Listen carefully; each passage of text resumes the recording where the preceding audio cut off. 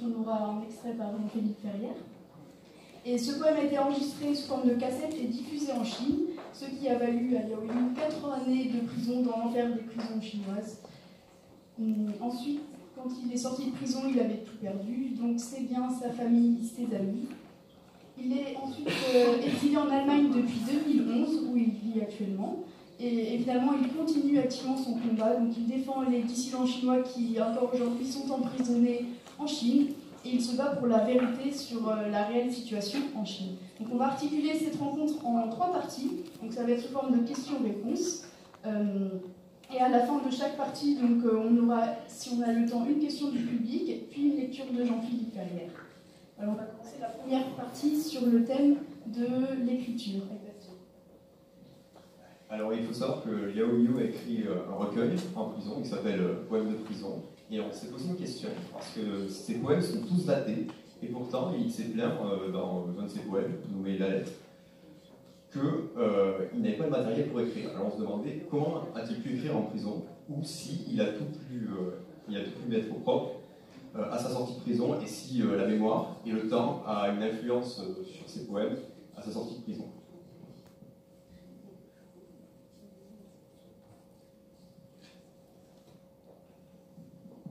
这些诗是在监狱里面写的，因为有一个时间，就是说1个月当中只有1次，我们会填写一个单子，那个单子呢就会你可以很简单的给你的亲属就是写一些东西，这个时候他可以写，但是1个月只有1次。 Si ces poèmes ont bien été écrits en prison, c'est parce qu'il y avait un règlement dans la prison qui nous autorisait 1 fois par mois à recevoir une feuille de papier pour envoyer quelques lignes à nos familles. Et donc, chaque fois, 1 fois par mois, on avait la possibilité d'utiliser notre stylo sur du papier. 所以你会把这个你监狱的一些重要的经历，你会用诗歌把它给写出来。 Et donc moi, j'en ai profité en utilisant la forme poétique pour décrire un peu ma situation en prison. Merci. Du coup, en parlant de forme poétique, on avait une question, c'est vous avez beaucoup souffert en prison, et on se demandait qu'est-ce que vous a apporté le fait d'écrire? Est-ce que ça vous a aidé à vous sentir mieux, ou simplement à continuer à poursuivre un but, un combat contre ceux qui vous ont mis en prison?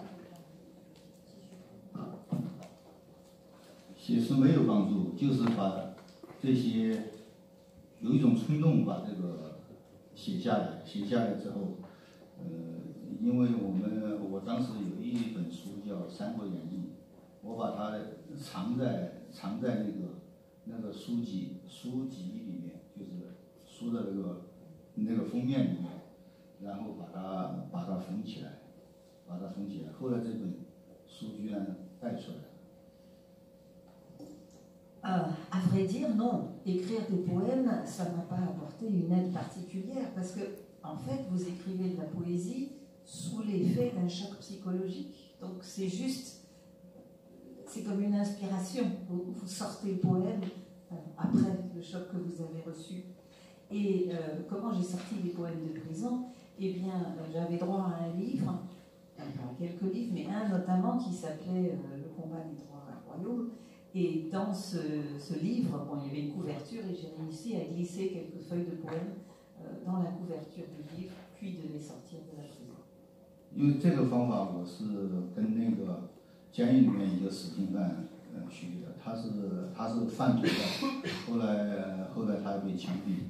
他说他们当年贩毒的话，经常是一本精装书，那个精装书因为很不容易被检查。 他就把那个毒品藏在那个精装书里面，所以这个我就用他的这个方法把这些带出来。Cette technique pour cacher les feuilles de papier, je l'avais apprise d'un condamné à mort. Ce condamné à mort l'avait été pour le trafic de drogue et il m'avait raconté que eux justement passaient des choses, entre autres de la drogue, dans les couvertures des livres un peu épais. Et j'ai utilisé donc cette méthode. On va terminer cette partie avec une dernière question. Du coup, donc, ce qui vous a permis de tenir à peu près le choc, vous dites que c'est impulsif pour vous d'écrire. Est-ce que vous voyez quelque chose d'autre en l'art, comme, je ne sais pas, par exemple, un moyen de témoigner, un moyen de se battre? Et surtout, est-ce que c'est plus efficace que d'autres manières de mener un combat, comme par exemple la violence ou la politique? 我刚刚从监狱出来的时候，这些已经没有天安门大屠杀那个时候人民的反抗，他就是完全每个人都在挣钱，然后我就被忘记掉了。这个时候我内心产生了一个巨大的一种恐惧。你必须要写下你的经历，然后这个也是一个自我的治疗。如果你不写下来，你就会变得和监狱一样的道理。我在监狱里面就已经忘记了自己是一个政治犯，就是那个时候，监狱在某一段时期非常的凶狠，但是写作它能够帮助你进行这个自我治疗。 Quand je suis sortie de la prison, dans la société chinoise, on parlait déjà plus du tout de Tiananmen. Et puis moi, j'étais connue avant, mais après, tout le monde avait oublié qui j'étais. Et puis de toute façon, les Chinois étaient tous occupés à faire de l'argent, à fonctionner dans les domaines économiques, et ils n'avaient pas du tout envie que je leur rappelle des mauvais souvenirs. Et donc j'ai été saisie d'une forme de terreur. Je me suis dit comment j'ai vécu tout ça. Et tout ça va être oublié, va sombrer dans un oubli total. Et l'écriture a été pour moi une forme d'auto-guérison. Parce que quand j'étais en prison, j'avais complètement oublié que j'étais un prisonnier politique. J'étais mélangée à des droits communs, et les droits communs sont extrêmement violents. Donc j'étais entrée dans cette spirale de la violence. Mais en sortant, je ne voulais pas rester dans cette spirale de la violence, justement. Je voulais utiliser d'autres méthodes. Et c'est pourquoi j'ai écrit le texte dans l'Empire des Ténèbres qui raconte tout ce que j'ai subi en prison. Ok, donc ça c'est la fin de la première partie. Et à chaque fin de partie, on va prendre une question du public. Du coup, si quelqu'un a une question, il lève la main. Et que la personne au fond parle fort.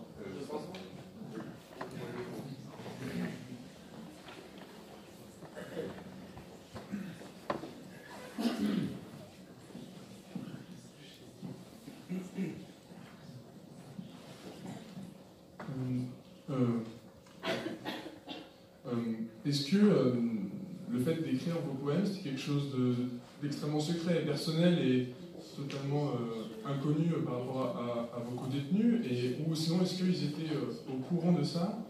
Et si oui, qu'est-ce qu'ils en pensaient? Quel était leur avis par rapport à ça?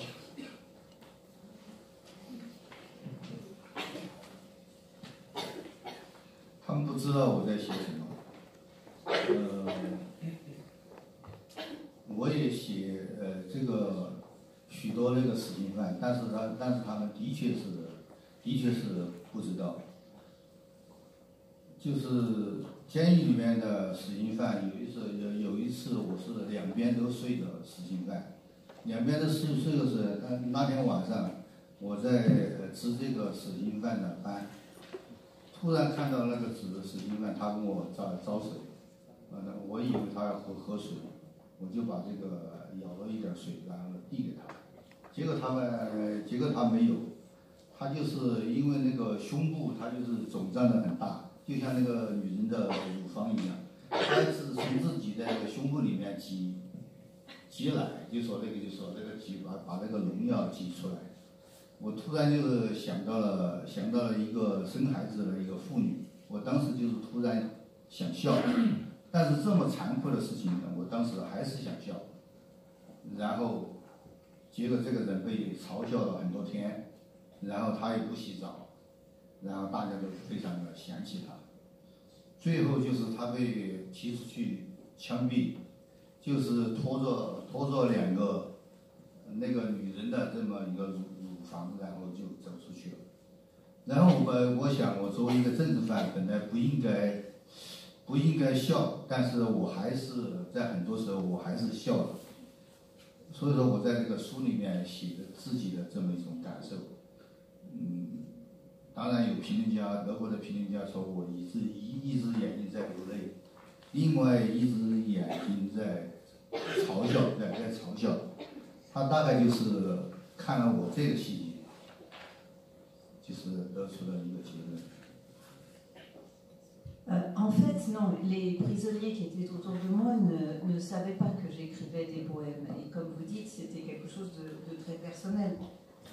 Mais ces prisonniers, et donc autour de moi, il y avait des condamnés à mort, ils étaient très attentifs à tout ce que je faisais, mais ils s'intéressaient plus à me raconter leur histoire qu'à écouter les miennes. Un soir, il y en a un qui a levé sa main, j'ai cru qu'il me demandait de lui apporter de l'eau. Je précise, ils sont menottés, les condamnés à mort, donc ils peuvent rien faire. Donc je lui ai porté un peu d'eau, et puis je me suis rendu compte qu'il avait la poitrine complètement gonflée, il devait avoir une infection, et c'était presque une poitrine féminine, et il y avait un peu de pu qui sortait, c'était assez incroyable. Mais le matin, quand les autres prisonniers ont vu ça, tout le monde s'est moqué de lui. Ils ont dit « Oh, une gonzesse !» Enfin bon, ils trouvaient ça drôle, quoi. Et le pauvre, en fait, il souffrait énormément. Et le jour où on l'a emmené, justement, pour être exécuté, les prisonniers l'ont accompagné de leur colibet. Et moi-même, j'étais conscient de ce qui m'arrivait, c'est que je participais à cette rigolade tout en me disant que je ne devrais pas participer parce que c'était quand même un moment effrayant et terrible. Et je crois qu'un critique littéraire allemand a pensé à cet épisode et il a dit que quand j'écris, j'ai un œil qui rit, un œil qui pleure.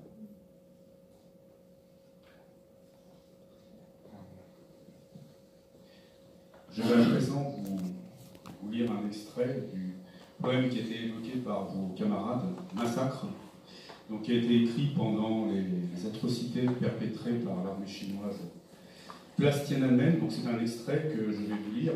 Sachez que vous pouvez en retrouver des versions sur Internet, donc adressées dans le cadre d'une véritable performance par Liao Yiwu lui-même. Donc si vous tapez le nom, vous le retrouverez aisément sur Internet.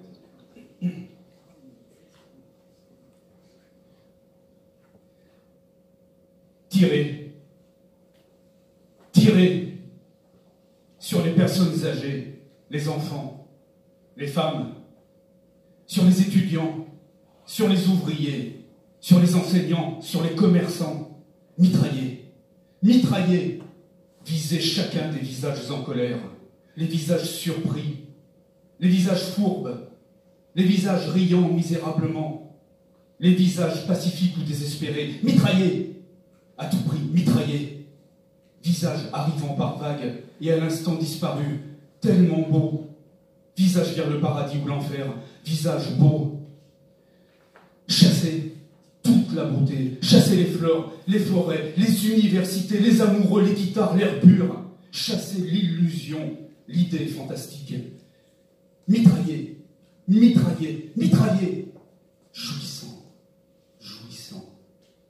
Ah, percez les crânes avec les cartouches. Brûlez la peau du crâne. Laissez les cerveaux exploser. Même l'âme jaillit sur le pont des autoroutes, les barrières métalliques, jaillit vers le grand boulevard. Vers le ciel, les cerveaux devenus étoiles. Mais les étoiles aux jambes d'humains sont en fuite. Ciel et terre renversés. Tout le monde porte un casque brillant, une arme venue de la lune. Mitraillez. Tous ces gens et les étoiles ensemble tombés à terre. Entrez dans la terre, dans la chair pour mitrailler. Faire encore un trou dans l'âme, trouer les étoiles. La mini-jupe rouge de l'âme. L'âme qui porte la ceinture blanche. L'âme qui porte une paire de tennis. Où vas-tu? Même si tu entres dans la terre, on va t'attraper. Même si tu pouvais te réfugier dans la chair, on se saisirait de toi, et où que tu sois dans l'air, dans l'eau. mitraillé, jouissif, très jouissif.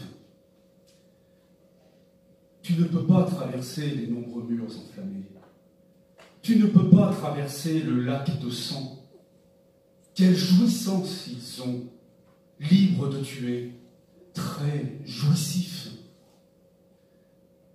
Le pouvoir, c'est avoir la victoire éternellement. Mais la cendre morte peut à nouveau redevenir incandescente, brûlante pour d'autres générations, telle la faible lumière précédant l'aube éclatante. Mais maintenant, rien, point de lumière. Aucune lumière au centre du pouvoir communiste. Notre cœur tout noir devient aussi brûlant qu'un grand feu engloutissant tous les cadavres. Un jour, nous pourrons exister. Le gouvernement qui nous dirige disparaîtra un jour. Mais maintenant, ce jour finissant n'a pas un rayon de lumière. Jouissant, les bourreaux crient de plaisir. Rentrez, mes enfants, au cœur froid. Rentrez, vous qui ne tenez que des pavés. Rentrez, filles aux lèvres pâles. Rentrez, mes sœurs, mes frères blessés, tachés de sang et de cerveaux éclatés. Dites-moi, oncle, tante, grand-mère, père, mère, la maison est-elle encore loin? Non, nous n'avons plus de maison. Le monde entier sait que les Chinois n'ont plus de maison. Maison, illusion douce. Laissez-nous mourir dans cet espoir. Mitraillés, mitraillés. Laissez-nous mourir dans la liberté, dans la justice, dans l'égalité, dans la fraternité et la paix. À l'horizon de quelle vague attente sommes-nous pour appeler encore d'autres gens à mourir afin de donner vie à toutes les espérances? Il pleut des cartouches.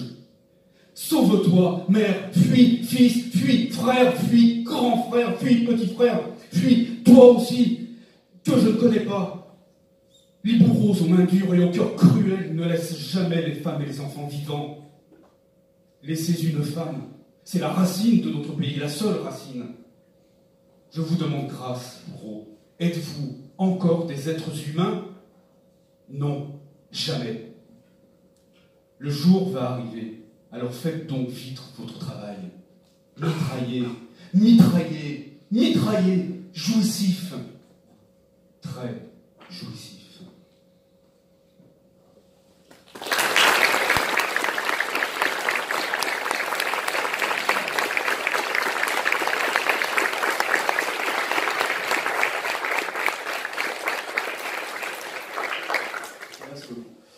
Donc maintenant, on va passer à la partie 2, qui est sur le thème de la dissidence. Donc on aura 2 questions sur cette partie. Ensuite, questions publiques, etc. Donc d'abord, je me demandais, les événements qui Tiananmen ont lieu en 1989, il y a 30 ans. Exactement 30 ans cette année d'ailleurs. En quoi est-ce qu'aujourd'hui, en 2019, il est toujours nécessaire de témoigner là-dessus, d'en parler? En quoi votre travail est-il plus que celui d'un historien?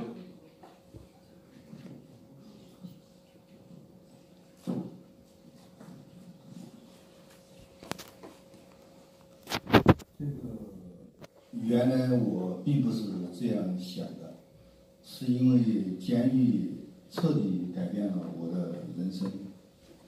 我刚刚进监狱的时候，他们就扑上来，然后把我晕倒在地，然后就开始踩在地上，就开始剃头，就是根本就没有什么废话。剃完头之后，然后就开始搜身，就是其实那个裤子衣裳全都扒光了，然后唯一的那个隐蔽之处就是那个屁眼儿，然后他们就拿个筷子，然后在屁眼里面嚼。我当时这一幕我是永远都不会忘记。那么就是我作为一个政治犯，然后乃至于出了监狱多年之后，我那个反对独裁，我就是因为这样一瞬间，我想到很多人都进了监狱都是第一关都是这个样子的。那么如果说你是一个正常的人，一个有尊严的人，你肯定要反对独裁。那么所以说我说，在中国那么一个严酷的体制之下，作为一个好的作家，你必须要读监狱，这是给你上的第一课。Avant les événements de Tiananmen, je n'avais pas du tout pensé à tout cela. Je n'étais même pas très intéressée par la politique. C'est la prison qui a transformé ma vie. C'est cet événement-là. En fait, ma vie a été transformée en l'espace d'une demi-heure. Je suis entrée dans la prison, on m'a complètement dénudée. Quelqu'un est venu avec un rasoir, on m'a coupé les cheveux. On m'a demandé de me mettre à quatre pattes et de soulever mon derrière. Et ils ont exploré mon anus avec des baguettes. Je ne peux jamais oublier ce moment-là. J'étais un prisonnier politique. Donc quand je suis sortie de prison, il fallait absolument que je témoigne. C'était très important pour retrouver mon humanité et retrouver ma dignité. Donc je devais devenir écrivain et je dirais que pour être écrivain en Chine, à l'inverse, il faut avoir fait de la prison. Comme ça, on sait de quoi on parle. Merci beaucoup. Et donc, on se demande également, toujours à propos de temps, qu'est-ce qui fait que vous avez toujours le courage d'écrire, de combattre? Et est-ce que vous voyez les effets de votre travail ou est-ce que vous avez l'impression que le combat est en quelque sorte lent?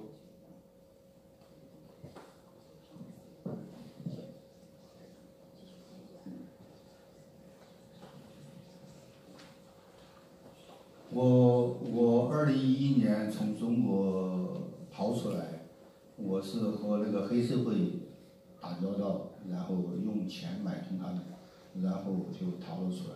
逃了出来，我那个时候一个是就是自由的出版我的书，然后就是说我可以自由的生活。我认为我可以非常的自由，我一天天远离那个独裁的统治。但是后来国内的消息不断的传来，就是我的一些好朋友他们被抓进监狱，比如说另外一个诗人叫李碧峰，他们就是怀疑他帮助了我的出逃，所以说把他抓起来判了10年的刑，这个不是一个很短的刑期。这个时候我就有一种责任，然后还有我的朋友刘晓波最后死在监狱里。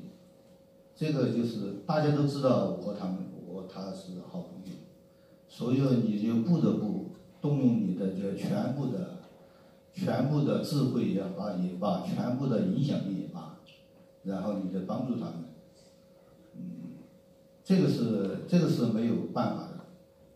所以说，除了中国发生那么多的，就是好朋友被抓的这种事情，你不能够就说还是不能够自由。C'est en 2011 que j'ai pu fuir la Chine, enfin. Et bon, ma fuite a été compliquée, j'ai dû aller trouver la mafia, j'ai dû acheter leur aide pour traverser la frontière de façon clandestine. Mais enfin, j'étais arrivée à la liberté.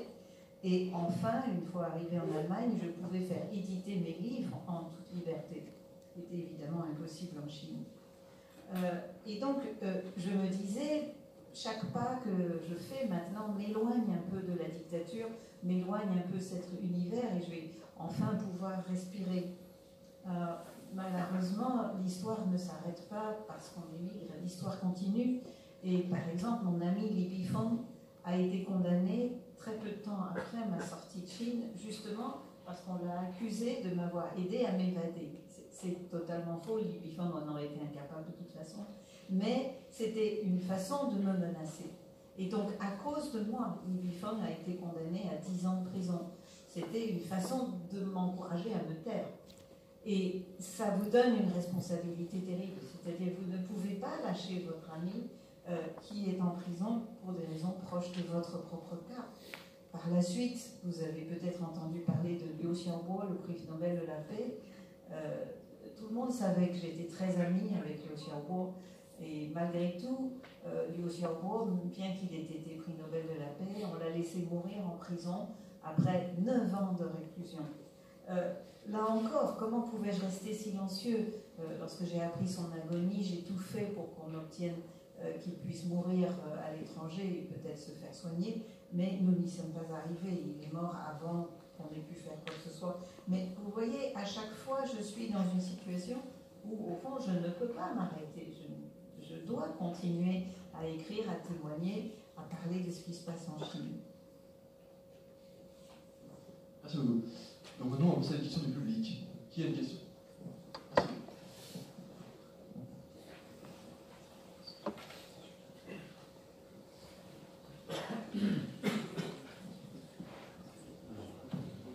beaucoup. Vous parliez du sentiment de ne pas pouvoir vous arrêter de témoigner pour vos amis qui sont en prison, mais est-ce que, comme au final, ils finissent quand même par subir leur peine, vous n'avez pas parfois un sentiment d'impuissance de vos écrits face à la situation de vos amis?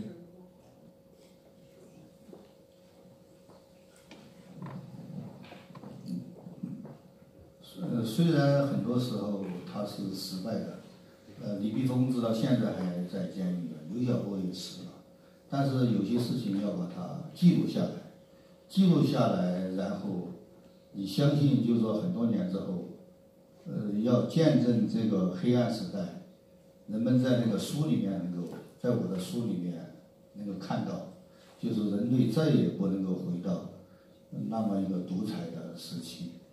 给人们一种提醒。那么这种书的话，我相信，到后来会很多中国人他会看到，他会有所警惕。当这些独裁者全都死光的时候，我相信就是说有许多人还会读这样的书。Vous avez raison, les échecs sont nombreux. Par exemple, Li Bifeng est toujours en prison maintenant. Par exemple, Liu Xiaobo est mort en détention. Mais ce n'est pas parce qu'on a des échecs qu'il faut abandonner la partie. Par exemple, il faut témoigner. Il faut quand même que le monde n'oublie pas ces drames-là. Donc, ces traces, c'est aussi des témoins de ce qu'une dictature peut faire, de ce qu'elle peut faire de pire. Et parce qu'il y a ces témoins, un jour, les Chinois seront peut-être libres de lire mes livres et ils sauront à quoi ils ne veulent pas revenir. Ils sauront qu'est-ce que c'était la nature de cette dictature et qu'il ne faut surtout pas laisser une dictature revenir comme ça. Alors bien sûr, aujourd'hui, ce jour paraît encore loin, mais il finira quand même par arriver. Et puis ce que je pense aussi, c'est que les dictateurs disparaissent, mais les livres restent. J'ai oublié de vous dire tout à l'heure que l'extrait que je vous ai lu est tiré de poèmes de prison que vous pouvez trouver dans les bonnes librairies. Et je vais à présent présenter un extrait tiré du récit de Liao Yiwu, évoquant son parcours en prison dans l'enfer des ténèbres. Alors qu'on a évoqué les condamnés à mort, la violence, la rudesse des relations entre les détenus, il y avait aussi des moments de profonde humanité où les détenus se témoignaient amitié, solidarité. Et j'ai voulu évoquer, puisqu'on parlait des condamnés à mort tout à l'heure, j'ai voulu évoquer la figure d'un condamné à mort qu'on surnommait Chang le mort. Les détenus se donnaient des surnoms. Les condamnés à mort, on les appelait les morts vivants. Il y avait comme ça des métaphores très, très crues. Et dans le passage que j'ai pris, Chang le mort vient d'être appelé, c'est-à-dire qu'il va être conduit dans l'antichambre de la mort. Et il y a deux autres détenus dans cette cellule qui sont également promis à une mort prochaine, Yang l'érudit et Petit Mort. Et Petit Mort est un jeune homme qui reste complètement désemparé par le départ de son camarade. Il m'a tout légué, pleurait le Petit Mort. Je n'ai même pas eu l'occasion de le remercier. Eh bien, si tu lui dis merci maintenant, je suis persuadé qu'il t'entendra, déclara le plus sérieusement du monde, le grassouillet Soleil, c'était son surnom, le grassouillet Soleil qui avait la soixantaine. C'est ce qu'on appelle un lien spirituel. Il n'aura pas de temps à nous consacrer, dit le petit mort en secouant la tête. Ses minutes sont comptées maintenant, et il a trop de choses en tête. Tu auras sans doute versé plus de larmes que sa propre femme, dit Yang l'érudit en plaisantant. Si tu l'aimes tant que ça, dans une prochaine vie, il se réincarnera en femme et il t'épousera. Il y a une autre vie après ? Demanda le petit mort. Bien sûr, affirmai-je avec conviction. Quand on meurt, l'âme se sépare de l'enveloppe charnelle et peut alors errer. Quand ils lui tireront dessus demain matin, l'âme de Chang fera officiellement ses adieux à sa minable coquille rivée à la terre et expérimentera ce qu'est la liberté totale. Il a raison, ajouta Yang l'érudit. Toi et moi sommes mieux morts que vivants. Pense-y. Tu as 19 ans. Comment était la vie dans ton village natal ?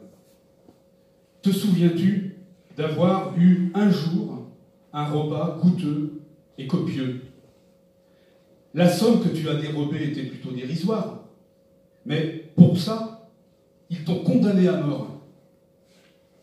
Je suis dans le même bateau. J'ai été enfermé dans un centre de délinquance juvénile dès l'âge de 10 ans. Après en être sorti, j'ai eu du bon temps pendant 2 ans. Maintenant, une vie a si peu de valeur. Il vaut mieux renaître, frérot.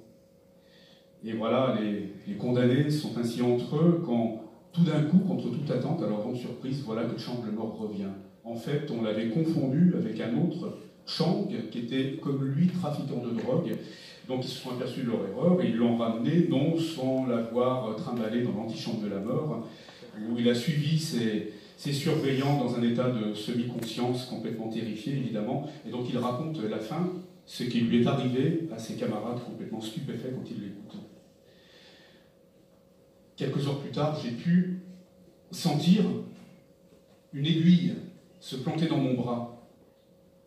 Elle semblait aussi épaisse qu'un verre à liqueur et a rapidement viré au rouge.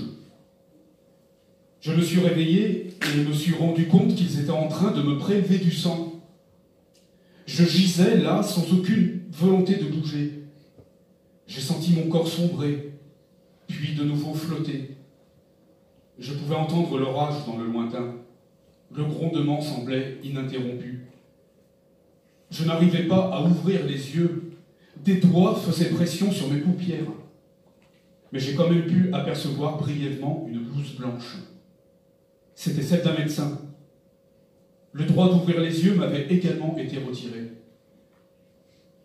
À mesure qu'il parlait, nous perdions le fil de ses propos. Aussi s'expliqua-t-il avec un prosaïsme qui faisait froid dans le dos. Eh bien, quand la prison prélève l'un de vos organes, c'est pour le vendre à l'hôpital. Vous devez vous réjouir de pouvoir apporter votre contribution à la santé d'une autre personne. Faute de quoi, le sang et les organes seraient perdus.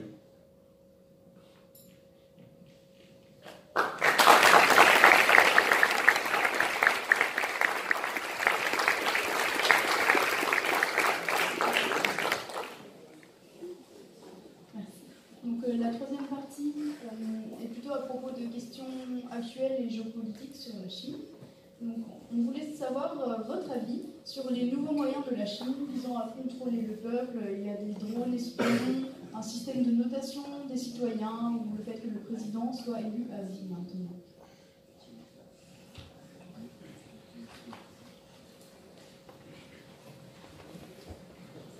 现在是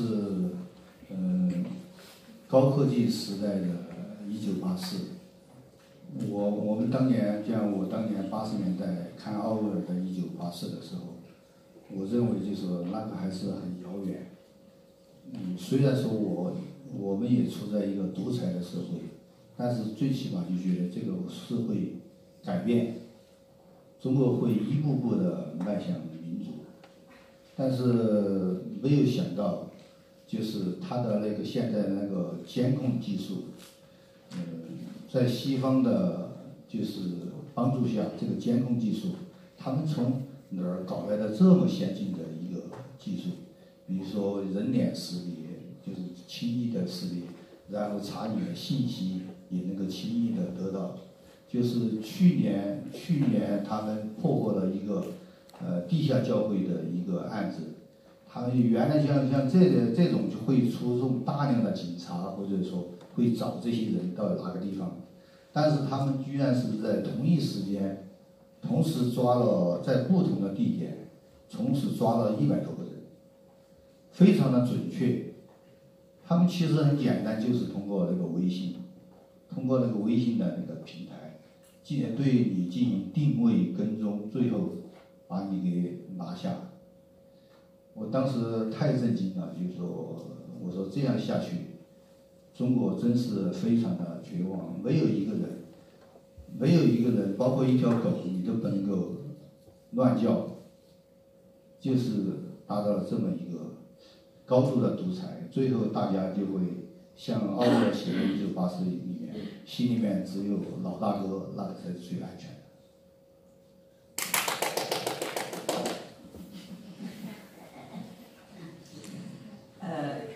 Vous parlez de la haute technologie, vous avez raison. Maintenant, la Chine est dans un pays post-orwellien. Quand j'étais en prison, j'ai eu l'occasion, même si ça paraît étrange, de lire le roman 1984 d'Orwell. Et à l'époque, je me disais, oh bah non, ça c'est pas possible, ça c'est vraiment une fiction. Mais en fait, je me rends compte qu'à l'époque, on avait encore un espoir de progrès. On se disait qu'on allait évoluer vers une forme de démocratie tôt ou tard. On n'avait jamais imaginé que la Chine aurait la possibilité d'importer des technologies aussi performantes, aussi efficaces. Donc maintenant, on peut faire la reconnaissance faciale, on peut contrôler votre Internet, on peut contrôler la géolocalisation, savoir où vous êtes, ce que vous faites. Je vous donne un exemple. Au mois de décembre dernier, on a arrêté d'un coup plus de 100 personnes. Ça paraît pas grand-chose, mais ces 100 arrestations ont été très très ciblées. Donc c'était des gens qui appartenaient tous à un certain type d'église protestante. Ils habitaient dans des lieux différents, mais en une seule soirée, ils ont pu arrêter les cibles qu'ils visaient dans des lieux assez dispersés. Donc ça, c'est la technologie qui permet ça. Dans le temps, il aurait fallu pour ça énormément de policiers et de surveillance. Maintenant, c'est même plus la peine. Donc on en est dans une situation qui est quelque part totalement désespérante, parce qu'en Chine, absolument tout peut être surveillé. Je dirais même qu'un chien qui aboie trop fort va être repéré aussi. On est arrivé à la période de Big Brother qui sait tout. Merci. Et donc vous dites aussi en vouloir à la passivité des Chinois qui ne réagissent pas face à la politique de leur gouvernement. Et donc est-ce que pour vous les dernières mesures pourraient changer les choses et générer une réaction de la part des Chinois? Et qu'est-ce que vous attendez du peuple chinois?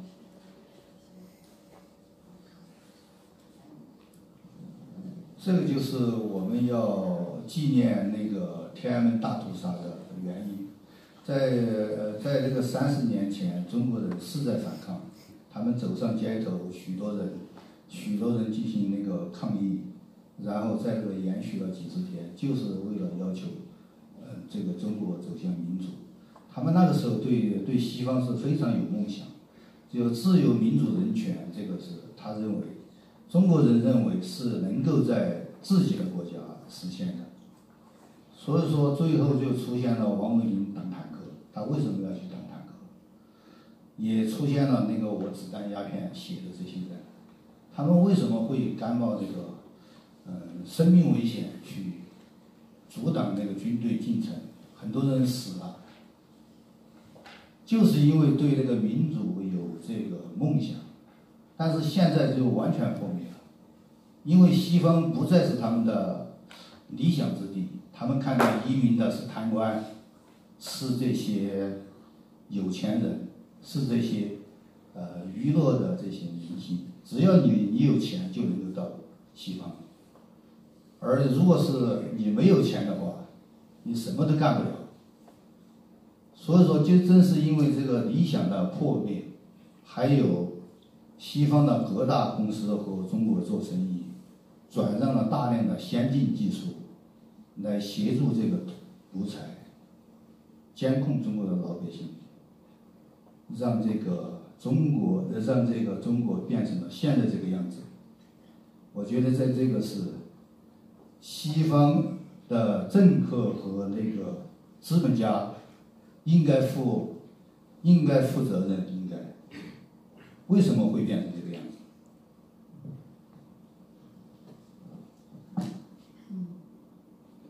？C'est justement pour cette question que vous posez qu'il faut commémorer le massacre d'il y a 30 ans. Pourquoi? Parce qu'il y a 30 ans, la population s'était soulevée. La population était descendue par millions dans les rues de toutes les grandes villes de Chine, pas seulement Pékin d'ailleurs. Et qu'est-ce qu'ils demandaient? Ils demandaient des choses très simples. Ils demandaient la liberté, la démocratie et le respect des droits de l'homme. On peut dire qu'ils avaient peut-être un peu d'illusion par rapport à ce qui se passait en Occident, mais un personnage comme Wang Weilin, cet homme un peu mythique qui s'est tenu devant les tanks et qui est devenu cette image iconique du mouvement, qui est debout avec ses deux petits sacs en plastique et il arrête une colonne de tanks sur la place Tiananmen. Ce Wang Weilin, il s'est dressé contre les tanks pour ça, justement, pour la démocratie. Donc, qu'est-ce qu'il a fait le pouvoir? Il a détruit ce rêve. Il a envoyé les tanks, il a envoyé les mitraillettes, vous avez entendu le texte, il a tué les manifestants. Et je dirais que ce rêve a été totalement bousillé par cette répression. Aujourd'hui, qu'est-ce qu'on peut observer? On observe qu'il y a toujours énormément de corruption en Chine et que ceux qui quittent la Chine sont ceux qui ont de l'argent. Eux, ils ont la possibilité de partir dans l'Occident démocratique. Mais si on n'a pas l'argent, on ne peut rien faire. On est obligé de rester en Chine. Alors, l'Occident doit réfléchir aussi à ce problème. L'Occident a soutenu la dictature avec l'exportation de cette technologie de pointe. Et puis, les hommes d'affaires sont allés investir en Chine et faire du commerce avec la Chine. Donc, c'est une prise de conscience générale qu'il faut avoir par rapport à ce problème. Merci. Il y a une question du public.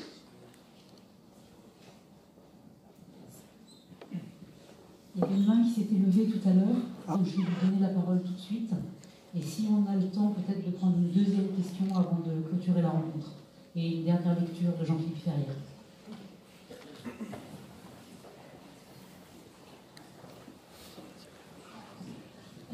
Bonjour, d'abord j'ai quelques mots à dire à la dame qui traduit pour nous. Je sais que c'est très dur de traduire de français en chinois ou de chinois en français, mais il faut quand même ne pas ajouter trop d'émotions personnelles, ni d'ajouter des phrases que ce monsieur n'avait pas dit, ni d'éviter des choses. Par exemple, tout à l'heure, ce monsieur, il a dit il y a des gens qui quittent notre pays et pour les pays occidentaux, mais il n'a pas dû dire, par exemple, démocratie, des trucs comme ça. Et maintenant, je vais poser une question à ce monsieur en chinois et je vais traduire en français après. 您好，您刚才在第一部分的时候，您说，您出了监狱以后很害怕，就是因为感觉大家都已经遗忘了你，大家都已经忘记了。在80年代发生的一些非常不好的事情。那么我们是来自，我们都是来自大陆的学生。然后比如像我的话，我在来之前我是知道刘晓波的，我是知道当时发生了什么事情的。但是现在在国内已经完全就是大家都讨论的就基本上不讨论这些事情。我之前也没有听说过您以及您的作品，请问。您现在就是对于这个您有什么看法？然后还有一个问题就是，您刚才说了，比如说在抓这些教会的人，或者是运用人脸技术，或者是 GPS 定位这些，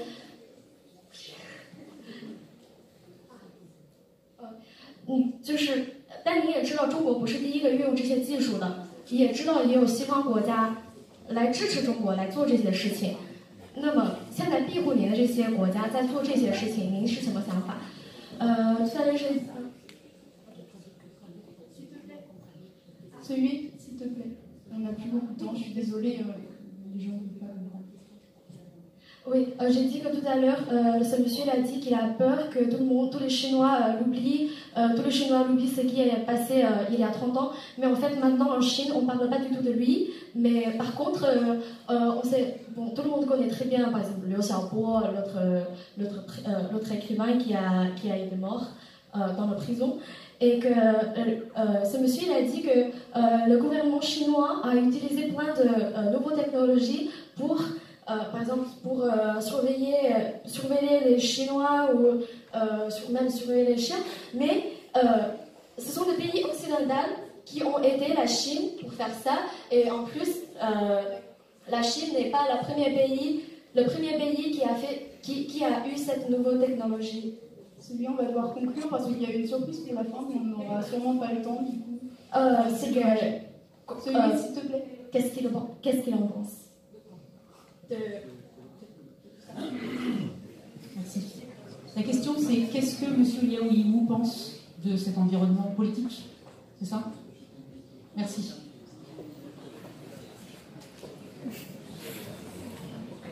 我记得哈耶克写了一本伟大的著作，就是《通向奴役之路》。其实我们的选择其实有些时候看起来比较简单，就是自由还是奴役。当然，从道理上来看，人人都是喜欢选择自由。但是我刚才也举了一个例子，就是说，当人面对巨大的金钱的时候，当这些大公司，你当然他是理智上知道是应该选择自由，但是给你很多钱，然后让你选择暂时的奴役的时候，你会选择这个暂时的奴役，到最终你会摆脱这个奴役。但是后来走了第一步、第二步，然后你就摆脱不了了，因为你刚才提的问题很多，我只能就是回答其中的一个问题。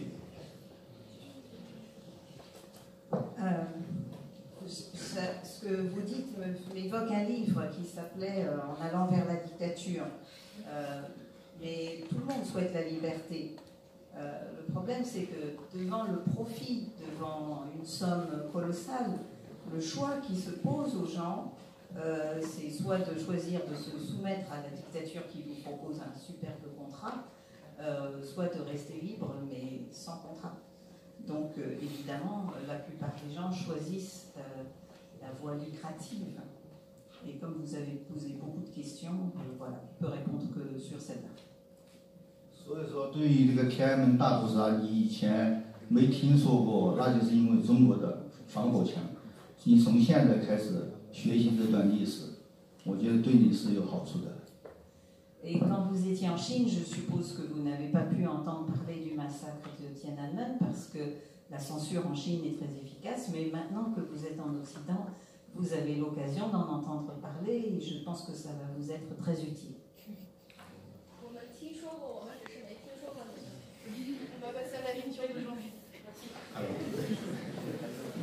On va encore parler du massacre de la place Tiananmen. Alors, je vais resserrer l'extrait que j'avais prévu de vous présenter. Il est extrait de ce recueil de témoignages qui vient de paraître à avril 2019, des balles et de l'opium, je pense que vous reconnaissez sur la couverture. Le moment dont il était question et Liao Yiwu a rencontré des témoins ou des parents de témoins ayant été assassinés pendant ces événements.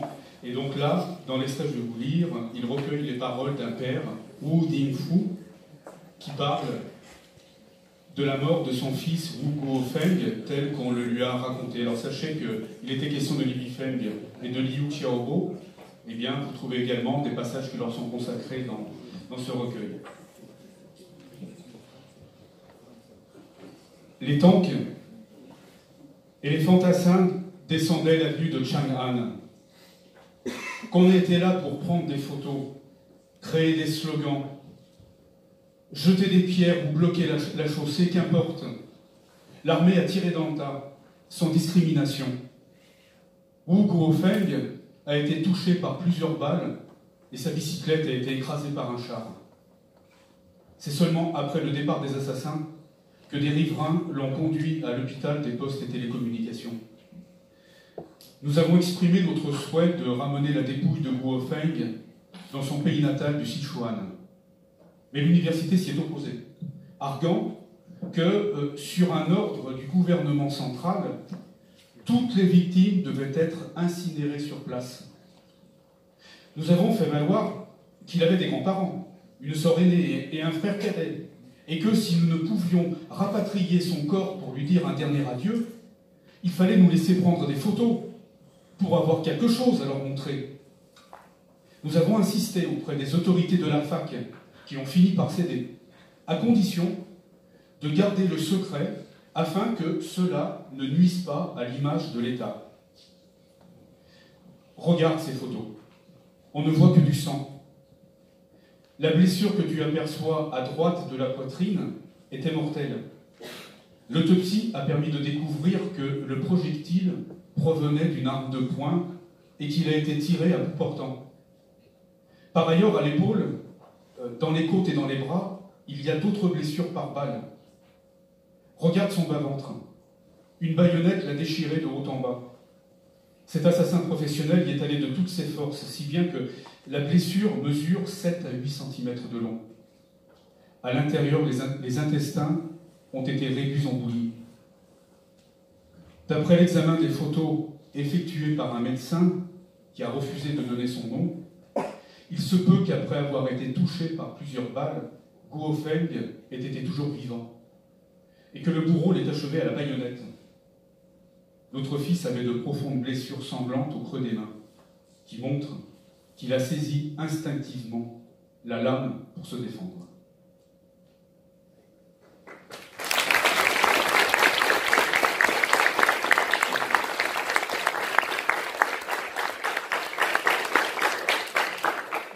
Donc pour conclure cette rencontre, Yao Ying va nous interpréter un poème musical de son ami Li Bifang. Et le titre de ce poème, c'est « Dans ce pays, on ne peut qu'hiberner ».